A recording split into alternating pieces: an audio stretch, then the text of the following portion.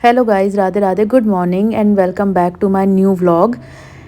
सुबह सुबह का टाइम है, लगभग बज रहे हैं 6 और इतनी जल्दी सुबह सुबह, क्योंकि शनिवार भी था ना, तो मुझे शनिवार की भी पूजा करनी थी। तो मैं उठ गई थी आज 4:30 बजे, इसलिए सुबह सुबह ना जल्दी से सब कुछ जल्दी हो गया।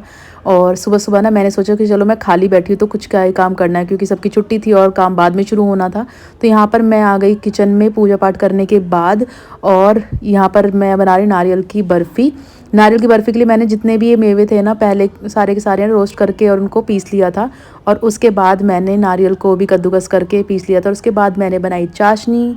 और चाशनी का ना हमेशा थोड़ा सा ना डाउटफुल ही रहता है कि कम या ज़्यादा पड़ जाती है, या पता नहीं बर्फ़ी जमती है नहीं जमती है, वो थोड़ा ना डाउटफुल रहता है। लेकिन भगवान की दया से ना हमेशा अच्छे से सब कुछ हो जाता है। तो यहाँ पर चाशनी में मैंने ना जो नारियल का बुरादा था वो सारा मिक्स कर दिया था, और उसके बाद एक प्लेट में इसको सेट होने के लिए रख दिया था। और इस बार मैंने उतनी ही बनाई है, क्योंकि ना वो कद्दूकस करने का जो प्रोसेस होता है ना, वो थोड़ा सा मुश्किल होता है। और इस बार मेरी मिक्सी में ना ये हो भी नहीं पाता, नहीं तो मैं मिक्सी में ग्राइंड कर लेती हूँ, बट नहीं हो पाया। तो थोड़ी देर रखने के बाद ही ना मेरी बर्फ़ी जो थी वो अच्छे से सेट हो गई थी। और सच में इतनी टेस्टी बनी थी ना कि सबको बहुत पसंद आई।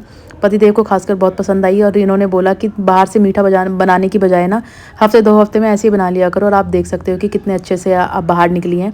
और फिर मैंने इनका भोग लगाने के बाद ना पहले अपने जो लड्डू गोपाल जी है ना, उनको मैंने पहले एक बार नहला दिया था। उसके बाद मैंने दोबारा से इनकी ड्रेस चेंज करी और इनका झूला सेट किया शाम के टाइम, क्योंकि सुबह तो मैंने नॉर्मल ही पूजा की थी। और फिर शाम के टाइम ना मैंने इनका अलग से सिंहासन लगाया और झूला लगाकर इनको बिठा दिया। मैंने कहा भाई आज तो इनका बर्थडे, आज तो इनका झूले पे झूलना बनता है। और यहाँ पर मैंने फूल वगैरह चढ़ाए, मतलब जो जो तैयारी करनी थी वो कर ली। और यहाँ पर अभी शाम का टाइम हो रहा है और बच्चे दोनों के दोनों बिजी हैं कैरम खेलने में, क्योंकि युवराज को सुबह से लग रही थी कि मुझे कैरम खेलना है, कैरम खेलना है। तो फाइनली ना ये निकाल दिया। इसको निकाल के रखने में ना जगह ज़्यादा गिरती है, और फिर जब बच्चे नहीं खेलते तो मैं इसको उठाकर ना बाहर रख देती हूँ। तो यहाँ पर निकाल के दोनों बहन भाई खेल रहे थे। और यहाँ पर मैंने शाम के खाने की भी तैयारी करने के बाद पूरा का पूरा ना अच्छे से तैयारी कर दी थी। रात को 12 बजे की सारे भोग वगैरह बना लिए थे, लगभग 8 या 9 तरह के भोग थे। और पूरी जोत वगैरह सब कुछ रेडी करके रख दिया था कि जैसे हम मंदिर से आएंगे ना तो वैसे ही जोत वगैरह करके और आरती वगैरह कर लेंगे। तो यहाँ पर मैं हो गई थी रेडी जाने के लिए मंदिर, क्योंकि आज होता है मंदिर में कीर्तन और पूजा पाठ, जैसा कि सब जगह होते ही हैं, फंक्शंस होते हैं। तो आप यहाँ पर देख सकते हो कि मंदिर में कितना अच्छा, मतलब मज़ा ही आ गया था मंदिर में देख के ना। कान्हा जी इतने सुंदर लग रहे थे। तो हम दोनों ने ना, माँ बेटी ने कान्हा जी को झुलाया, और उसके बाद हमने लिया कीर्तन का पूरा आनंद। गीत गवाए। मुझे ना गीत मतलब ऐसे गाने में थोड़ा सा वो लगता है, लेकिन जब गीत चलते हैं तो मैं पूरा साथ देती हूँ। यहाँ पर देखो लड्डू गोपाल जी कितने प्यारे लग रहे थे। शानी कह रही थी मुझे भी झुलाना है, मैंने कहा हाँ ठीक है झुलाओ। उसके बाद पंडित जी ने आके लगाया टीका, और ये वाला टीका ना बहुत अच्छा लगता है। और यहाँ पर ना गीतों के साथ साथ हो रहा था डांस। और अभी हमें ना बहुत जल्दी सीट भी मिल गई थी ऊपर बैठने के लिए, क्योंकि जब हम गए थे, जब कीर्तन थोड़ी देर पहले ही शुरू हुआ था, तो हमें आराम से अच्छी जगह मिल गई थी जहाँ से हम इजीली सब कुछ देख पा रहे थे। और यहाँ देखो छोटी सी जो राधा रानी बन के आई थी, कितने अच्छे से डांस कर रही है। इसका डांस बहुत अच्छा लग रहा था। मैंने शानी को बोला शानी इसकी वीडियो बना, क्योंकि बहुत क्यूटली डांस कर रही थी और कितनी प्यारी लग रही थी ना, बहुत ज़्यादा।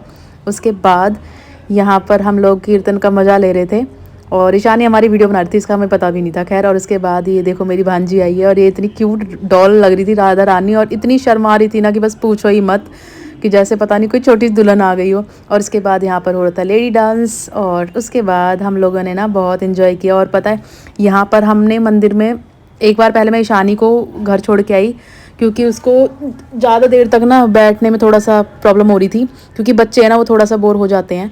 लेकिन फिर हमने यहाँ पूजा पाठ करने के बाद हम ना दूसरे मंदिर भी गए, और फिर ठीक 12 बजे वहाँ पर आरती करवाने के बाद मैं आ गई थी घर पर। और जोत जलाने के बाद हम सभी ने की आरती ठाकुर जी की, और भोग लगाया। और भोग लगाने के बाद कान्हा जी को झूला झुलाया। वैसे पता नहीं, मुझे ना थोड़ा डाउटफुल था कि कान्हा जी को रात को झूला झुलाते हैं या नहीं झुलाते, पर हमने फिर भी झुलाया था।